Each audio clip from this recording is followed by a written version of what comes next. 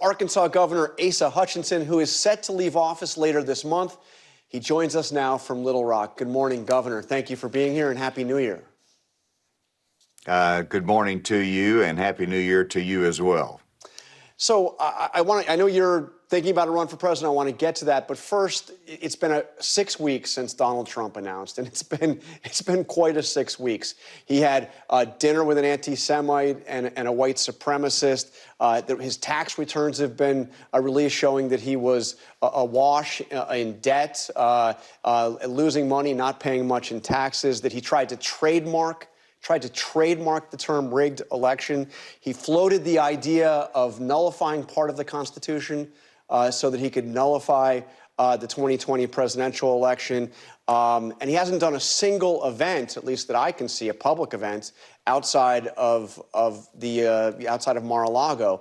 What is your sense? Donald Trump, is he, at this point, like some of the polls suggest, actually the front runner for the Republican nomination? Well, I think you have to start him out as the front runner simply because he's polling that well. He's the former president. But as I have said all through 2022, he does not define the Republican Party, and we have to have other voices. And to me, that's the key thing for the future. And whenever you look at what's happened with Donald Trump since he announced that he's going to run again for president, is that you've had continued chaos that has surrounded him. He has actually been fairly quiet. And so it's an opportunity for other voices to rise that's going to be problem-solving, common-sense conservatives, and they can shape the future of the Republican Party, but also provide the right counterbalance to Biden's failed policies. And to me, that's what we have to do in 2023. His popularity among Republicans has certainly come down, but he's still overwhelmingly popular among Republican voters. How does a fellow Republican challenge him, bring down that popularity, and beat him among Republican voters in a primary? What's the key? Well, first of all, you have to get in there. You have to endure. You have to realize it's going to be a longer campaign, most likely, with a number of candidates in there. And then you have to also see that it's different than 2016 when Donald Trump was new on the national scene. He was somebody that everybody liked, his anger, the chaos that he did create. And that's not a new thing anymore. And so I think people move away from it rather than embrace it. So you need to have simply a message that's authentic to yourself, a message that is problem solving, and say this is what we need to do as a country. And that to me is the right contrast. And we have to somehow figure out how to bring people together, both in our party, which is the biggest challenge for 2023, but also for our nation. I do think people are ready for a healing time in both politics, but also in our leadership that can work to solve the serious problems that faces from the border to inflation to the economy. These are issues that people care about and want leaders to address. So are you going to run? Well, obviously, I'm going to Iowa later this month. I'm excited about that, but no decision has been made now, and we can't make a decision until a little bit later.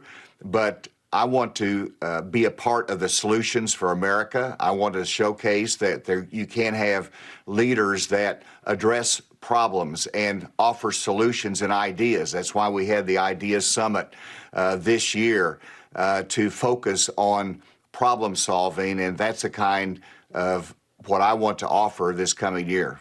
So if Trump does become the Republican nominee again, will you vote for him? Will you support him? Well, I'm going to do everything that we can to make sure there's alternatives, that he is not the nominee. And of course, that's all depends upon who else is out there. But I do not believe that Donald Trump should be the next president of the United States. I think he's had his opportunity there.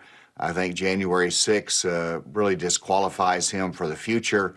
And so we move beyond that, and that's what I'm going to be focused on. So if January 6th disqualifies him, if you're going to do everything you can to be sure he's not president again, will you not support him if he is the Republican nominee? Just a simple question. Will you say, look, I'll write in another Republican? You don't have to support a Democrat. You can write in another Republican. That's what Larry Hogan's done twice. Will you say, I'm not going to support him no matter what? Well, I want to see what the alternatives are, and it's premature, Jonathan, to get into what might happen in 2024.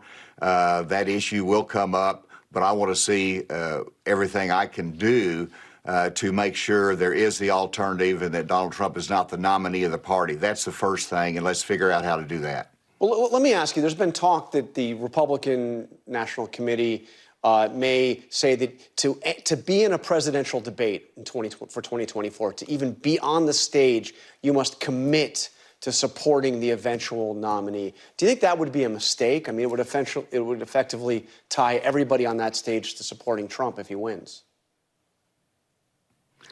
Well, I think it would be a mistake to do that. I think it's obvious that you've got a divided party in the sense that you've got a base of loyal Trump supporters, but you've got what to me is even a larger majority of those that says we want to go a different direction.